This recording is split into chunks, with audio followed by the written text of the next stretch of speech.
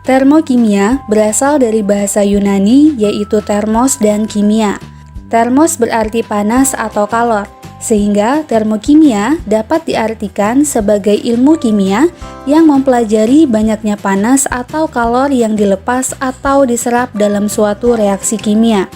Para pengguna proses yang terkait dengan termokimia adalah ahli ilmu pengetahuan atau saintis dan ahli teknik atau engineer. Misalnya, ahli kimia yang menerapkan termokimia untuk menghitung kalor pembakaran senyawa tertentu, atau ahli teknik kimia yang menggunakannya untuk merancang pabrik dan menentukan energi yang diperlukan pada proses industri. Selain itu, dalam kehidupan sehari-hari, banyak sekali aktivitas yang kita lakukan yang ternyata sangat berhubungan dengan termokimia. Contohnya, ketika kita memasak air atau menyalakan api unggun untuk menghangatkan tubuh ketika berkemah. Untuk mempelajari termokimia, ada beberapa konsep dasar yang harus kita pahami terlebih dahulu. Di antaranya konsep entalpi dan perubahannya, sistem dan lingkungan, serta jenis reaksi yang dibagi berdasarkan arah perpindahan kalor. Pertama, kita bahas konsep entalpi dan perubahannya terlebih dahulu.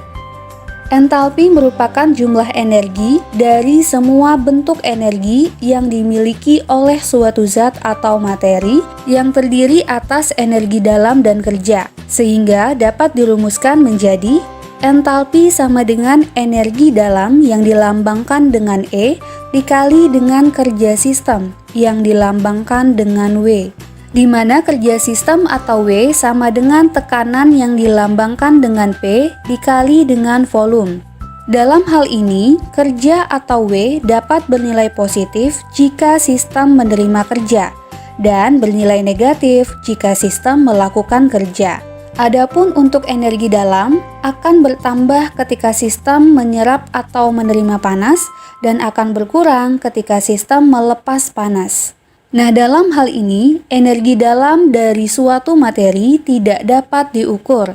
Yang dapat diukur hanyalah perubahannya yang dinyatakan dengan delta E.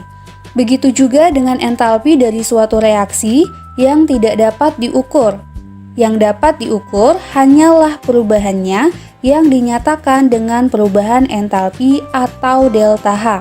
Perubahan entalpi merupakan besarnya energi kalor yang dibebaskan atau yang diserap dalam suatu reaksi kimia. Dapat dirumuskan dengan delta H atau perubahan entalpi sama dengan entalpi produk yang dilambangkan dengan Hp dikurangi dengan entalpi reaktan yang dilambangkan dengan Hr. Selanjutnya, konsep kedua yang harus kita pahami sebelum mempelajari termokimia adalah konsep sistem dan lingkungan. Sistem adalah bagian dari keseluruhan yang kita amati atau pelajari, sedangkan lingkungan adalah segala sesuatu yang berada di luar sistem. Contohnya, apabila kita sedang mempelajari reaksi antara natrium hidroksida dan asam klorida dengan cara mencampurkan keduanya dalam suatu Erlenmeyer, nah yang merupakan sistem adalah campuran larutan di dalam Erlenmeyer. Adapun segala sesuatu di luar sistem, termasuk Erlenmeyer yang digunakan dan udara yang ada di sekitarnya, merupakan lingkungan. Berikutnya kita akan membahas tentang jenis reaksi yang akan dipelajari dalam termokimia. Berdasarkan arah berpindahnya kalor dalam sistem dan lingkungan, reaksi kimia dibagi menjadi reaksi eksoterm dan reaksi endoterm. Kita bahas reaksi eksoterm terlebih dahulu. Reaksi eksoterm adalah reaksi yang melepaskan kalor dari sistem ke lingkungan. Ketika terjadi reaksi, suhu sistem lebih tinggi atau lebih panas daripada suhu lingkungan. Selanjutnya, energi panas yang dihasilkan dari reaksi tersebut akan dilepaskan ke lingkungan. Dalam hal ini, karena sistem melepaskan kalor, maka entalpi produknya akan lebih kecil daripada entalpi reaktannya, sehingga perubahan entalpi atau delta H bernilai negatif. Hal ini menjadi penanda dalam suatu reaksi termokimia. Jika terdapat suatu reaksi yang delta hanya bernilai negatif, maka reaksi tersebut merupakan reaksi eksoterm. Dalam bentuk grafik dapat digambarkan seperti ini. Terlihat bahwa entalpi reaktan lebih besar daripada entalpi produknya, dan selisih dari entalpi reaktan dengan entalpi produk ini yang disebut dengan perubahan entalpi. Contoh reaksi eksoterm adalah pembakaran kayu. Ketika sedang berkemah, kita biasanya membuat api unggun untuk menghangatkan tubuh. Nah, dalam hal ini, reaksi pembakaran kayu merupakan reaksi eksoterm yang melepaskan kalor dari sistem ke lingkungan. Kalor yang dilepaskan inilah yang kemudian diserap oleh tubuh kita sehingga menjadi hangat. Berikutnya adalah reaksi endoterm. Reaksi endoterm adalah reaksi yang menyerap kalor dari lingkungan ke sistem. Dalam reaksi ini, suhu sistem lebih rendah daripada suhu lingkungan, dan kalor akan berpindah dari lingkungan ke sistem. Selanjutnya, karena sistem menyerap kalor, maka tentunya entalpi produk akan lebih besar daripada entalpi reaktan, sehingga perubahan entalpi atau delta H-nya bernilai positif. Jadi, jika kita menemukan reaksi termokimia dengan delta H yang bernilai positif, artinya reaksi tersebut merupakan reaksi yang menyerap kalor atau bersifat endoterm. Dalam bentuk grafik dapat digambarkan seperti ini. Terlihat bahwa entalpi reaktan lebih rendah daripada entalpi produknya. Contoh reaksi endoterm adalah peristiwa melelehnya es batu. Dalam hal ini, suhu lingkungan lebih tinggi daripada suhu es, sehingga kalor akan berpindah dari lingkungan ke sistem dan es akan mencair. Nah, kali ini kita akan membahas tentang persamaan termokimia. Apa sih yang dimaksud dengan persamaan termokimia? Dan apa bedanya dengan reaksi kimia pada umumnya? Nah, persamaan termokimia merupakan persamaan reaksi kimia yang menyertakan data perubahan entalpi. Contohnya reaksi pembakaran sempurna metana menghasilkan karbon dioksida dan air. Dalam persamaan reaksi kimia, ditulis CH4 ditambah 2O2 menghasilkan CO2 ditambah 2H2O. Nah, di dalam persamaan termokimia, reaksi ini ditambahkan data delta H seperti ini. Selanjutnya, dalam membuat persamaan termokimia, ada beberapa hal yang perlu diperhatikan. Yang pertama, fasa dan koefisien setiap zat yang terlibat harus disertakan. Seperti contoh pada reaksi pembakaran metana tadi, fasa seluruh zat yang terlibat dicantumkan, di mana dapat kita lihat bahwa semua zatnya berfasa gas. Kemudian yang kedua, perubahan entalpi atau delta H ditulis di ruas kanan dan diberi sedikit jarak dari produk yang terakhir. Kemudian yang ketiga, delta H bernilai negatif untuk reaksi eksoterm dan bernilai positif untuk reaksi yang endoterm. Nah, tanda positif dan negatif ini harus disertakan dalam persamaan termokimia. Nah, yang terakhir, jumlah mol zat yang terlibat dalam reaksi sama dengan koefisien reaksinya. Nah, hal-hal ini perlu diperhatikan karena besarnya entalpi tergantung dari jumlah mol zat reaksi, wujudnya misalnya padat, cair, atau gas, serta keadaan dari sistemnya. Contoh persamaan termokimia adalah reaksi berikut ini. 2 karbon dalam fasa solid ditambah dengan H2 yang berfasa gas menghasilkan C2H2 berfasa gas dengan perubahan entalpi positif 227 kJ. Dari reaksi ini jelas terlihat bahwa karbon berkoefisien 2, kemudian H2 berkoefisien 1 dan C2H2 berkoefisien 1. Nah, hal ini berarti reaksi tersebut menunjukkan reaksi pembentukan 1 mol C2H2 dari 2 mol unsur karbon dan 1 mol hidrogen, di mana reaksinya membutuhkan panas sebesar 227 kJ. Hal ini dapat dilihat dari data delta H-nya yang bernilai positif. Selanjutnya, perhatikan reaksi berikut ini. 2Na ditambah 2H2O menghasilkan 2NaOH ditambah H2 dengan data delta H negatif 367,5 kJ. Persamaan ini menunjukkan bahwa 2 mol padatan natrium dapat dilihat dari koefisiennya. Di sini tertulis koefisiennya 2. Nah, bereaksi dengan 2 mol air menghasilkan 2 mol natrium hidroksida dan 1 mol gas hidrogen. Kemudian, karena delta H-nya bernilai negatif, maka reaksi ini terjadi dengan melepaskan kalor.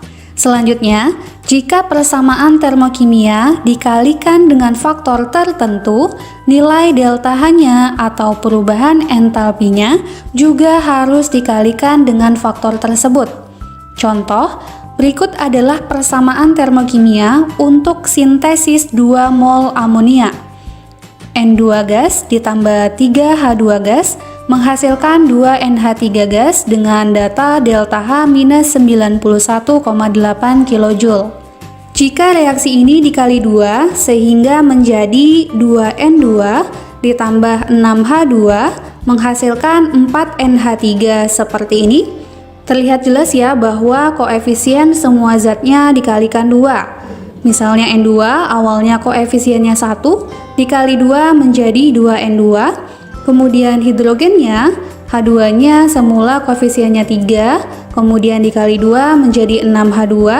Dan juga NH3 yang semula koefisiennya 2, dikali 2 menjadi 4NH3. Nah, maka jika reaksinya seperti ini, delta H-nya juga dikalikan dengan 2, yaitu 2 dikali minus 91,8 kJ. Hasilnya minus 183,6 kJ.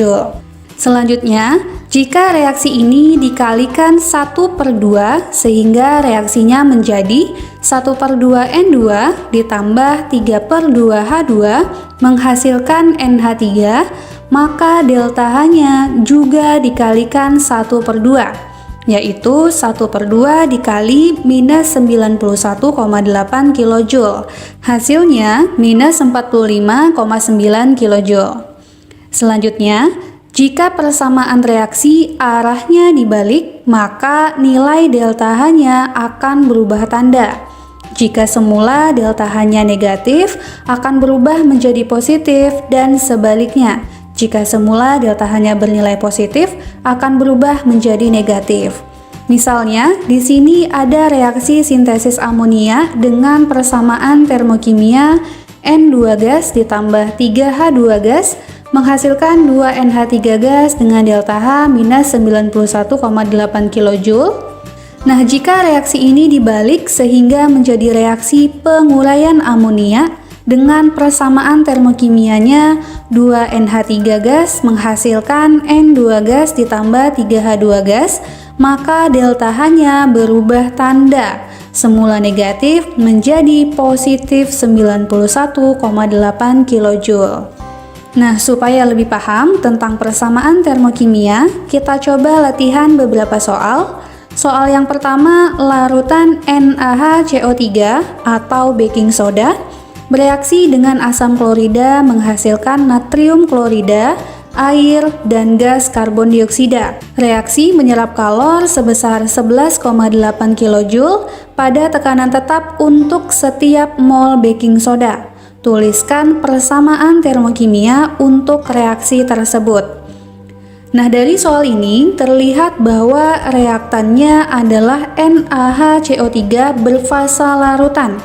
Sehingga kita tuliskan NaHCO3 dalam kurung aqueous.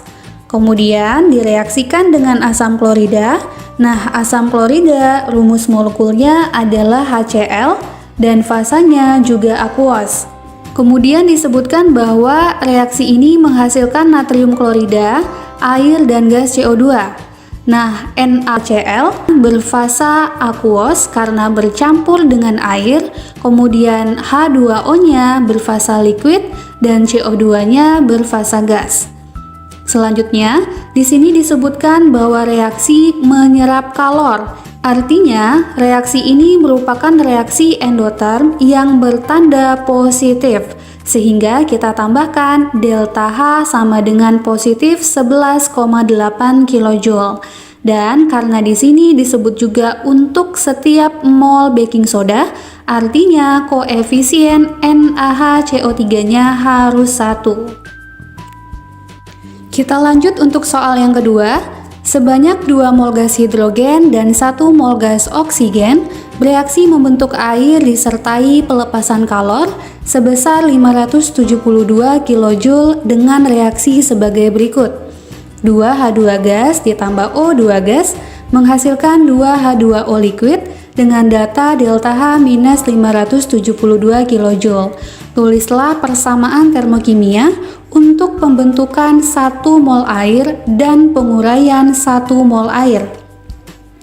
Nah, kalau diperhatikan, reaksi yang diberikan di soal merupakan reaksi pembentukan 2 mol air karena koefisien H2O-nya adalah 2.